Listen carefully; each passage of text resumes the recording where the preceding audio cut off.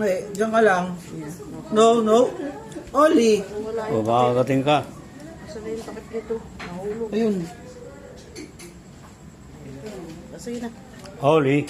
Ano ba talaga yung flashlight? Ano? May ihawan talaga kayo po yan? Oo, meron. Oling. Oling. Malaki. Malaki sugat. Tandaan niyo, baka nag-react siya eh. Baka mahapdian.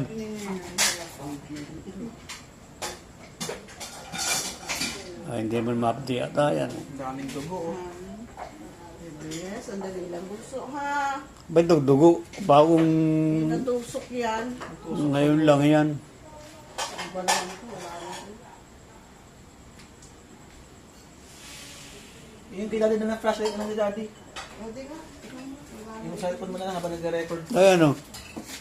Oh, may dugo nga. Nakamangagat yan. Huwag mo lang ako lang may pit pa yan, oh. Sugat yung pao. Sugat yung ano pa eh. Naipit. Veterinary clinic. Veterinary Lagyan ko ng antibiotic. Nasaan na yung ano? Ayun, sa taas. Ano gagawin natin? Bakit tatalian mo pa? Kung anong talian yan? Ano yung Dilain ano, niyo yung dilaan gamot eh. pang tao yung nilagay. Yung ano eh. Ingay mo lang. Eh, kakagatin din yan mamaya. Hindi, at least na ano na siya.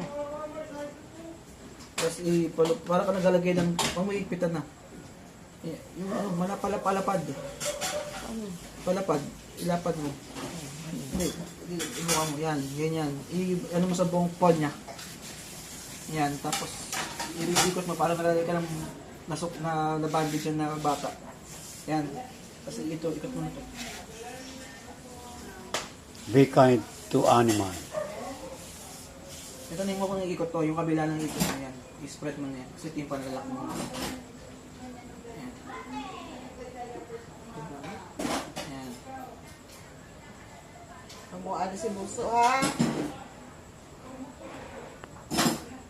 Uy, shh. No. Oli. No. Betadine sana eh. Wala naman akong bet. Dati may betadine ako eh. Oo, Oli. Fit mo.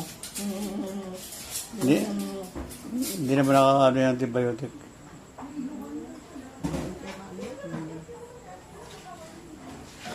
Okay. Okay.